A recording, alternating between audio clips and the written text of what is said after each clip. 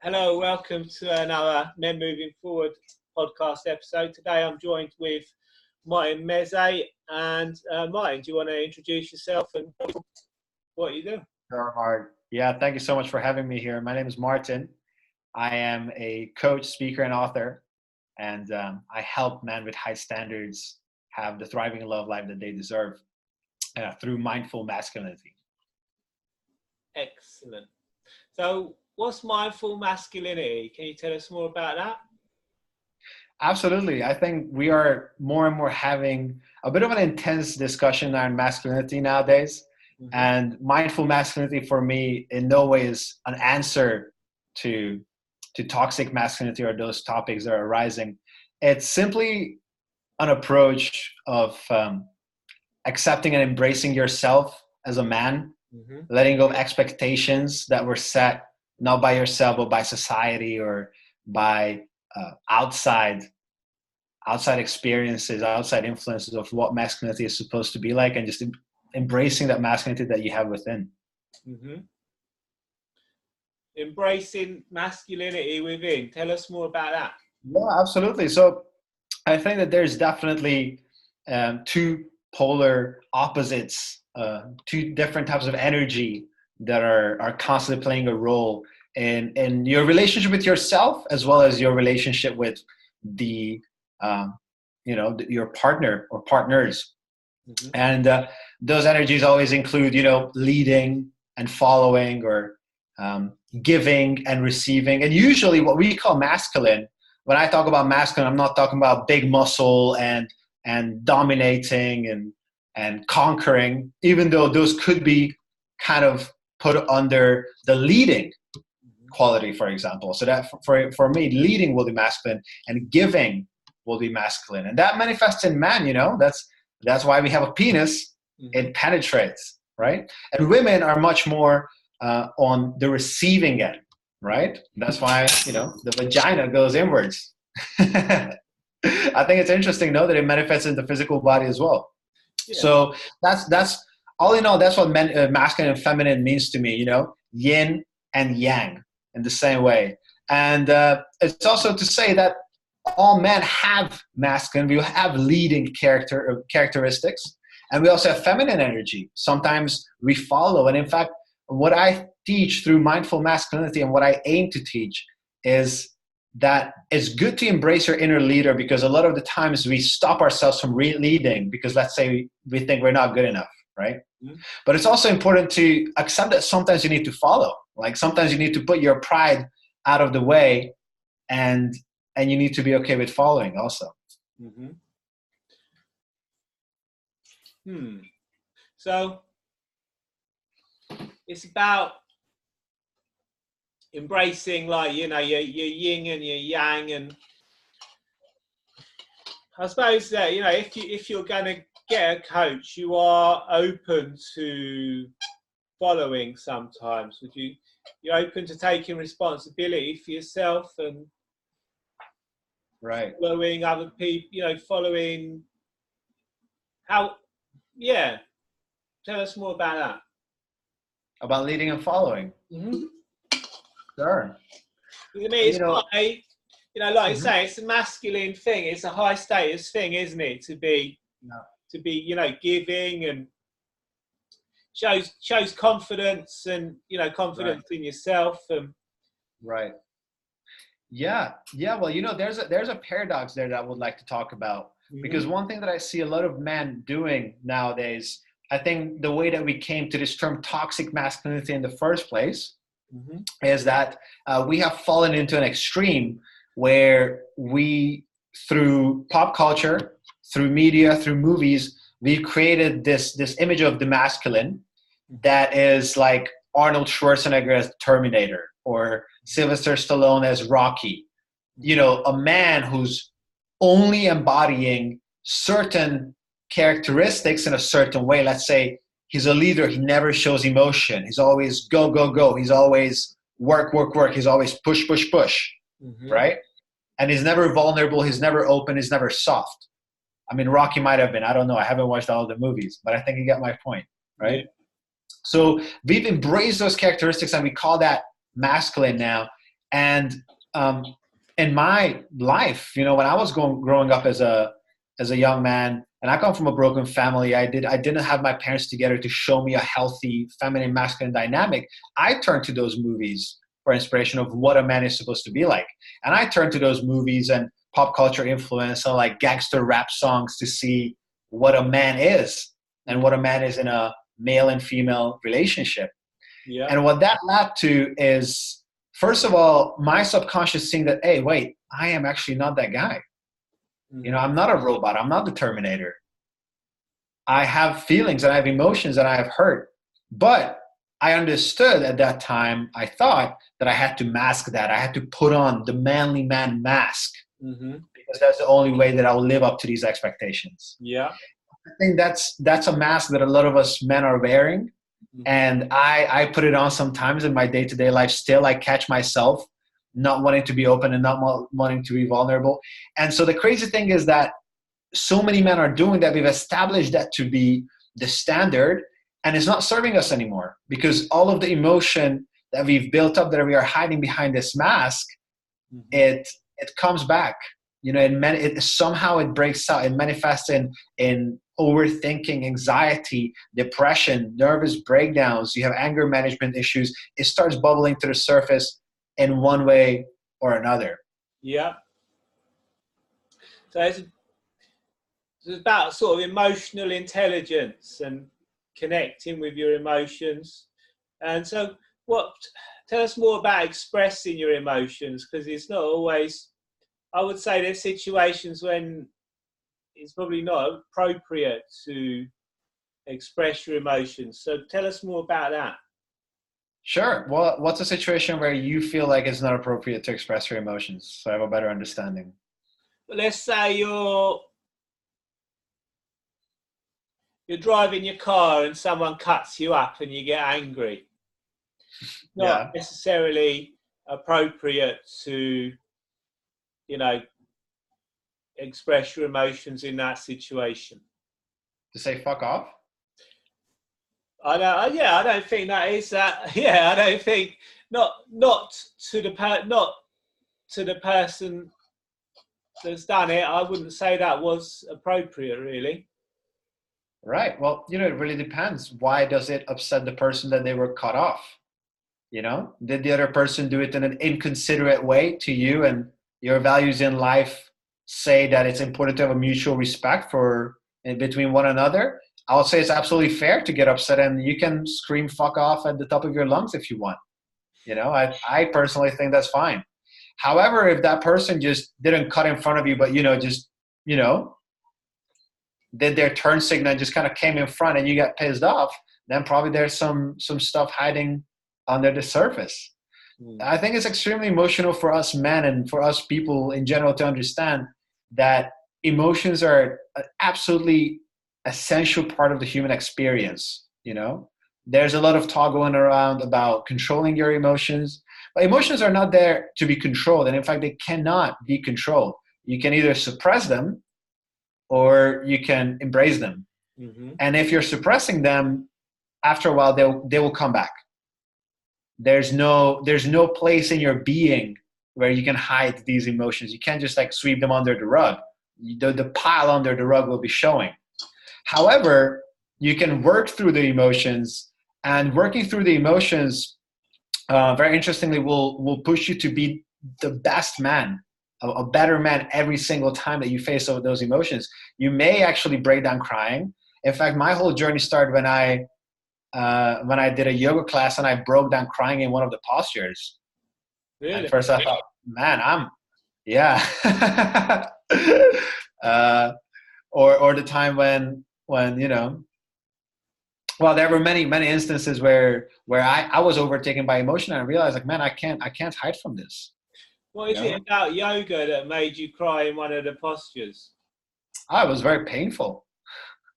So was it because of the pain that you were crying? It wasn't physical pain. It was more like resistance in my body. It was resistance in my body that was actually mental, emotional resistance. It was like an emotional block that was manifesting itself in my body. But hey, I'll give you a better example. So when this journey really started for me was 3 years ago.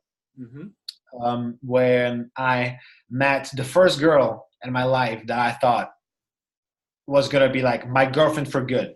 Mm-hmm. At that time, I was wearing my manly man mask. At that time, I was a young man. I'm still a young man. I was a much younger man, and I was wearing my manly man mask. Mm-hmm. And I met this woman that worked. I met this girl that worked at the same office where I worked, and I had a huge crush on her. I thought this was the most attractive, cutest girl that I've ever seen in my life. Very attractive physically, very funny, had a very very cute, attractive accent. Mm-hmm. And yeah, and I somehow gathered my courage. I took this little manly identity that I built and presented it to her, approached her in the way that I thought was appropriate and everything. And the greatest thing for me at the time was that it worked. So I took her out and we had a great experience, and she became my girlfriend actually. Mm-hmm. And knowing very little about these relationships, I thought, oh, this is it. I just put on my masculine identity mask thing, and she responds to it. And now from here on out, she'll be my girlfriend. I got the woman. I have a girlfriend. I have a hot girlfriend. I got the status. This means that I am fulfilled. I feel validated. I feel like everything is okay. And then this relationship that obviously without that emotional openness, I couldn't really manage, ended up falling apart. Mm-hmm.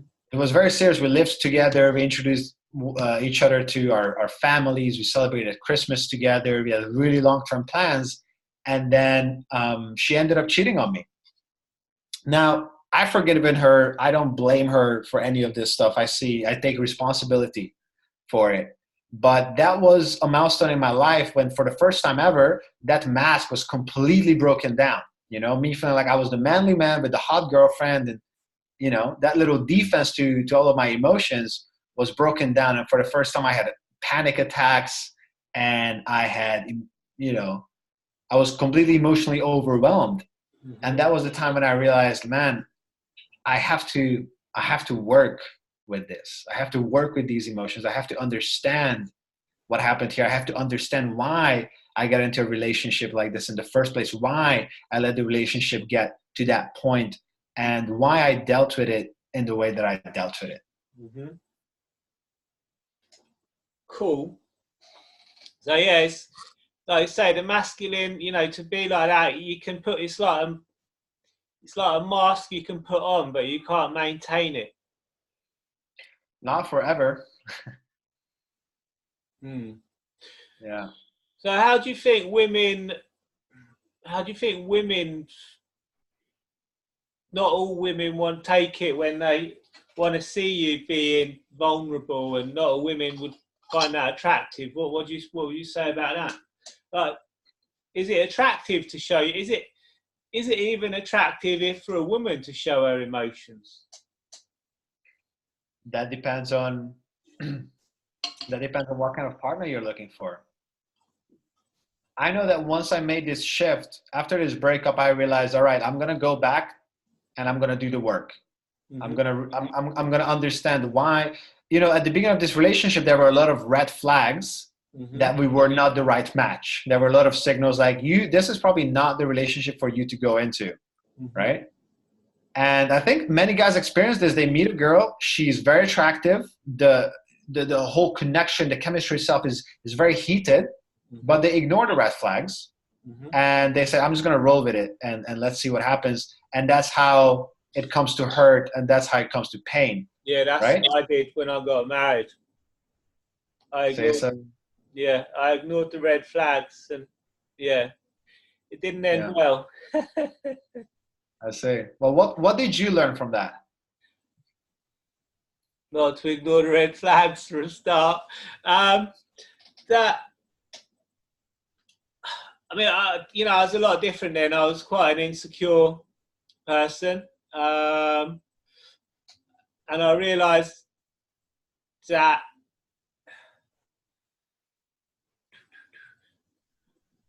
I was looking for a way out of my own pain, my own kind of suffering, and although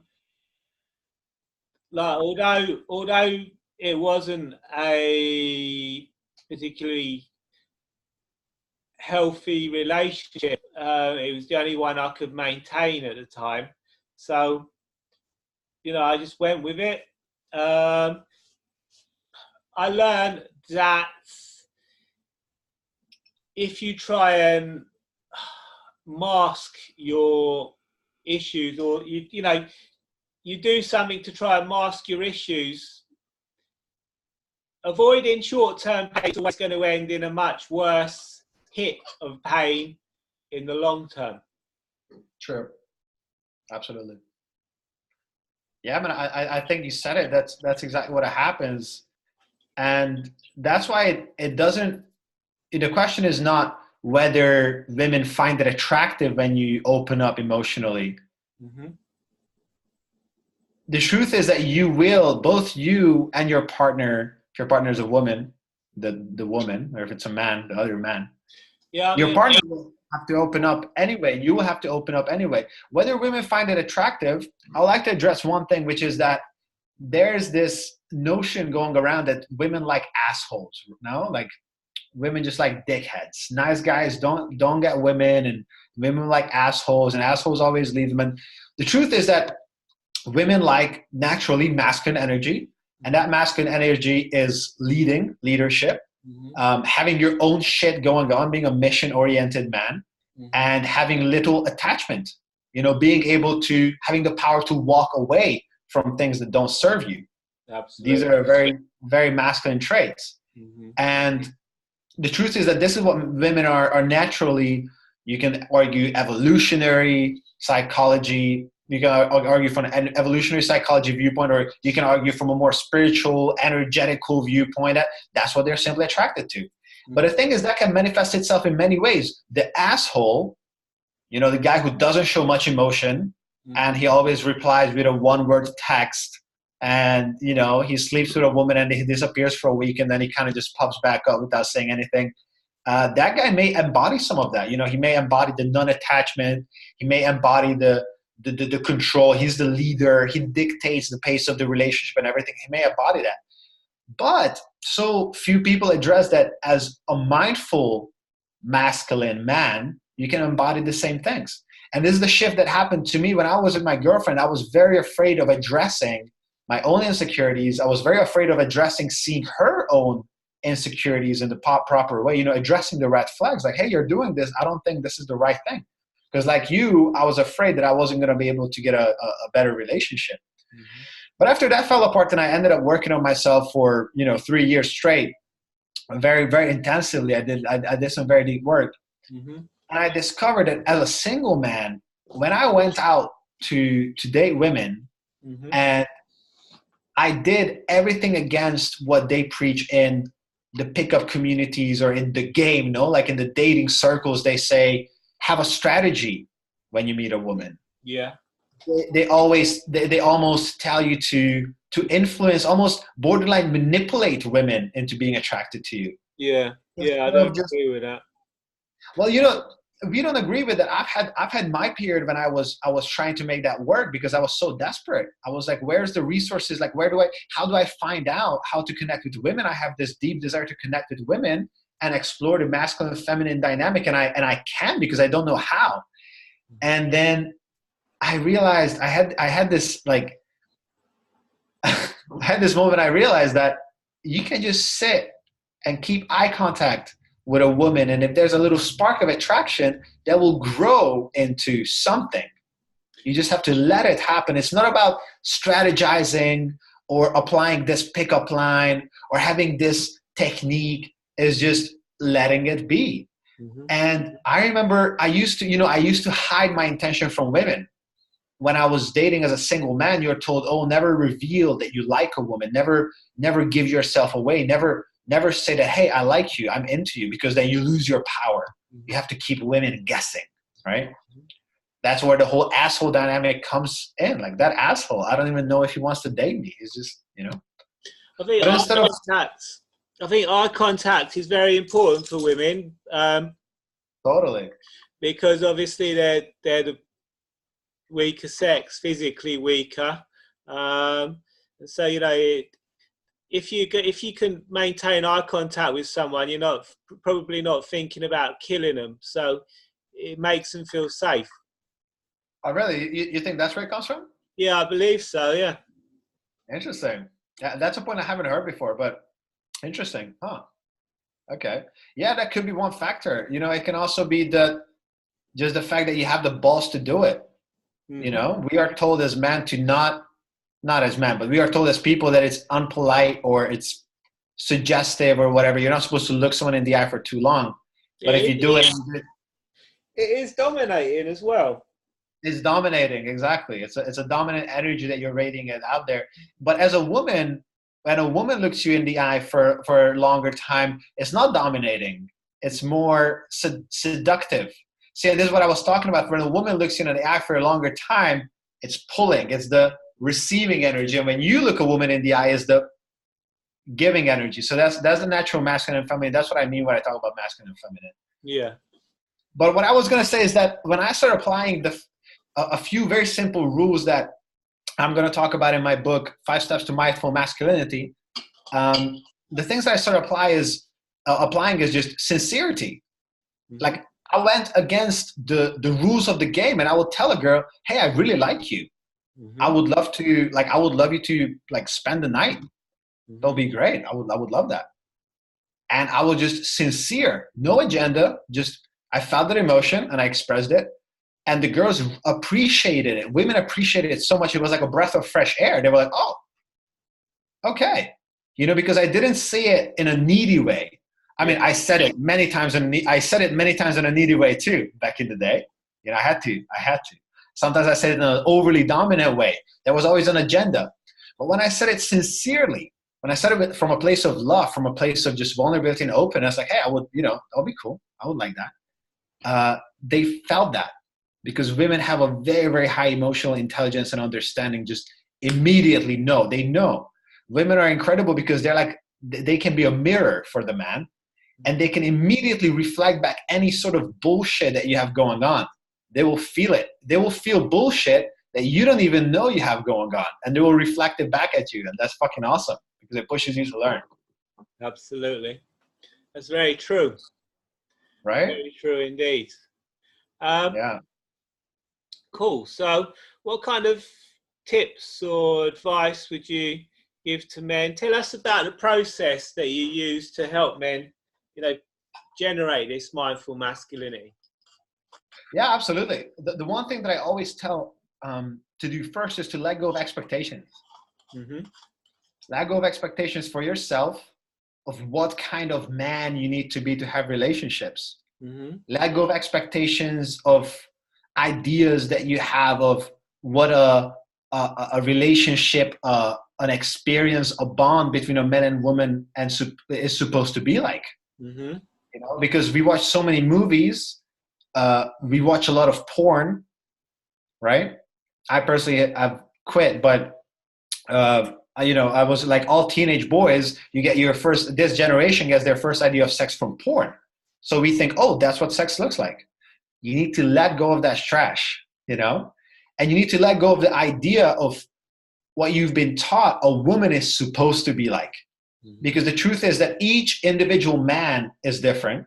Each individual woman is different. And there's a beautiful thing about it that those different individuals will have a different bond, a different connection. Mm-hmm. And sometimes that's long-term. Sometimes that's short-term.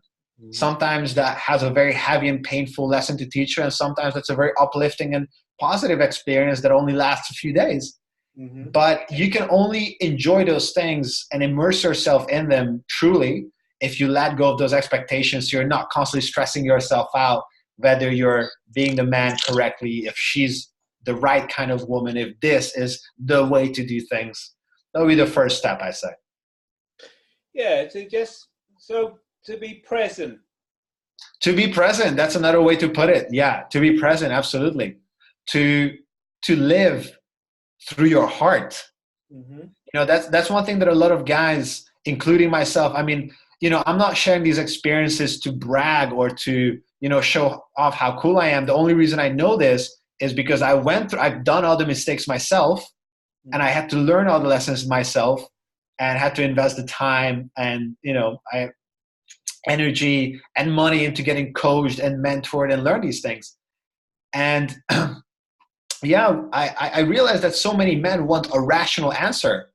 Us men, we're so rational, we're so boom, boom, boom. Like, oh, how do I get woman? Step 1, step 2, step 3, woman, of course. That's not how it works, because relationships, they're not happening here, they come down here.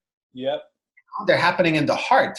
Mm-hmm. And so even as a man, we sometimes completely cut off the heart. We're not open to the emotions, but that's actually the only way to immerse yourself in the experience of having a relationship, any sort of relationship, a one-night stand, casual dating, or like a long-term relationship, is to come down into your heart. Mm-hmm.